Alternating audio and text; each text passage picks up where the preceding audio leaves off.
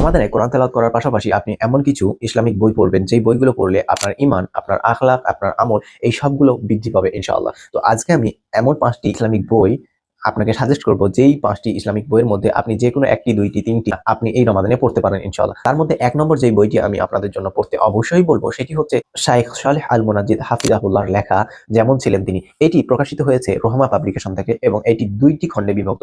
আমরা সচরাচর অনেক রাসূল সাল্লাল্লাহু আলাইহি সাল্লামের জীবনী পড়ে থাকি, জন্ম কখন হয়েছে, মৃত্যু কখন হয়েছে, সারা জীবনে কি করেছেন সেই নিয়ে। কিন্তু এই জীবনীটা সম্পূর্ণ ভিন্ন।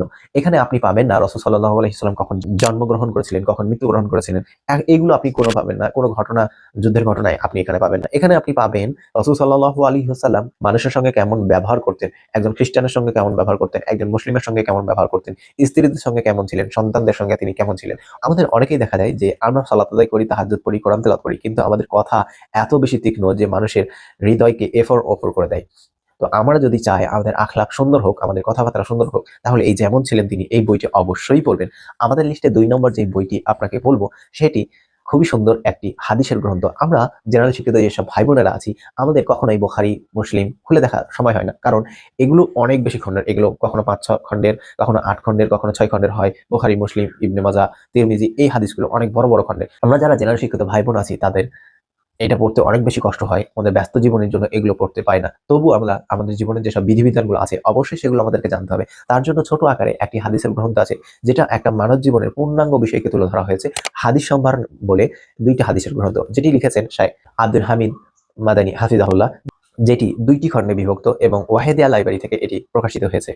এটি খুবই সুন্দর একটি হাদিসের গ্রন্থ যেটাতে আপনি পাবেন মানব জীবনের প্রত্যেকটি মাসলা মাসাইল, প্রত্যেকটি হাদিস এখানে খুব সুন্দরভাবে হাদিসগুলোকে এখানে অনুবাদ করা হয়েছে এবং ছোট আকারে ব্যাখ্যা করা হয়েছে। তো এটা প্রত্যেক মুসলিম ঘরে এটা রাখা অবশ্যই প্রয়োজন। আমাদের লিস্টে যে ৩ নম্বরে যেটি বই আছে, আমাদের প্রিয় লেখক, আমাদের প্রিয় ভাই আব্দুল্লাহ বিন আব্দুর রাজ্জাক হাফিজাহুল্লাহর লেখা এই বইটি। এটি হচ্ছে আল্লাহর পথে যাত্রা নামে এই বই। বইটির পৃষ্ঠা সংখ্যা ৪৬৩টি এবং এই বইটি প্রকাশিত হয়েছে মাকতাবাতুস সালাফ থেকে। একজন মুসলিমের পূর্ণাঙ্গ যেসব একটা ইসলাম সম্পর্কে ধারণা কেমন থাকবে, তার ইসলাম সম্পর্কে জ্ঞান কেমন থাকবে, সেটি এই বইয়ের মধ্যে তোলা হয়েছে। এই বইটি প্রত্যেকটা মসজিদে রাখা দরকার, প্রত্যেকটি বাড়িতে রাখা দরকার এবং প্রত্যেক মুসলিম ভাই বোনেদের এই বইটি রাখা অবশ্যই প্রয়োজন। তো আপনারা রমাদানে এই বইটি অবশ্যই পড়তে পারেন। আমাদের লিস্টের আজকে চতুর্থ যেই বইটি আপনাকে পরিচয় করে দেব সেই বইটি হচ্ছে রাসূল সাল্লাল্লাহু আলাইহি ওয়াসাল্লামের যেভাবে চিকিৎসা করতেন নিজের শরীরে, যেভাবে চিকিৎসা করতেন তার সাহাবীদের, সেই নিয়ে একটি বই শাইখ ইবনুল কাইয়্যিম আল জাওজি রাহমাহুল্লাহর লেখা আত-তিব্বুন নববী এই বইটি। বইটি প্রকাশিত হয়েছে দারুল আকরাম প্রকাশনী থেকে। এই বইটি একটু মোটা এবং এখানে আপনার মানব জীবনের যত রকমের মাথা ব্যথা থেকে শুরু করে কাটা-ছেঁড়া, জ্বর, পেটে ব্যথা সমস্ত কিছু চিকিৎসা এই বইয়ে দেয়া আছে। এখানে প্রাকৃতিক অর্গানিক ভাবে চিকিৎসা সম্পর্কে দেয়া আছে। আমরা যারা সুস্থ থাকতে চাই, রমাদানে অনেকেই অসুস্থ হয়ে যায়, তো তাদের জন্য এই বইটি রমাদানে অনেক বেশি উপকার হবে।